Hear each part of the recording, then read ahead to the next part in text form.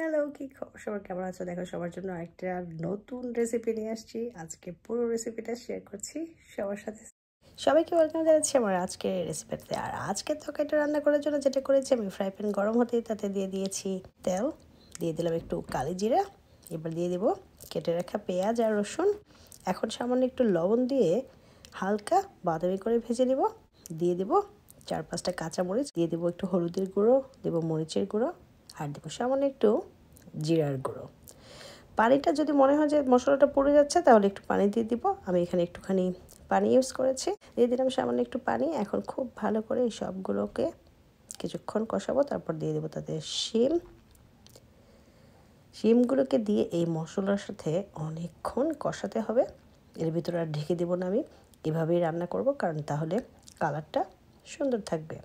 শিমের এই যে সবুজ সবুজ কালারটা, এটা দেখতেই ভালো লাগছে। আর এদিকে বাহিরে বৃষ্টি পড়ছে। অ্যাকচুয়ালি স্নো তো ছিলই আমাদের, তার উপর বৃষ্টি আর স্নো দুটোই একসাথে পড়া শুরু হয়েছিল।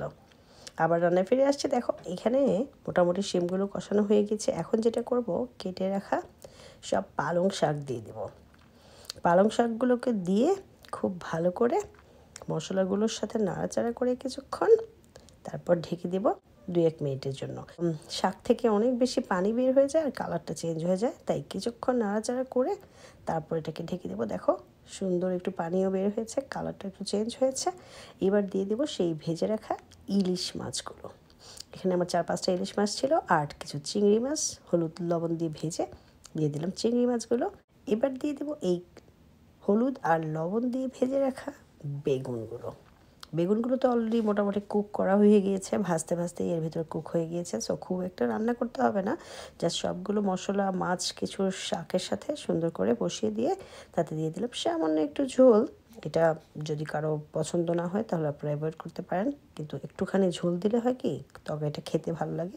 লবণটা দেখে নিয়েছি একদম পারফেক্ট। এবার দিয়ে দেবো একটু টালা জিরার গুঁড়ো, সাথে 2-1টা আস্ত কাঁচামরিচও দিয়ে দিয়েছি আমি উপর দিয়ে।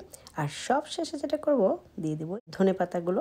ব্যাস তৈরি হয়ে গেল আজকে খেতে মজার এই পালং শাক, ইলিশ মাছ, চিংড়ি মাছ আর বেগুন দিয়ে এই মজার তরকারিটা। আশা করি ভালো লেগেছে, আপনারাও একবার ট্রাই করে দেখবেন। আশা করি আপনাদেরও ভালো লাগবে। সবাই ভালো থাকবেন। আজ এই পর্যন্তই। আল্লাহ হাফেজ।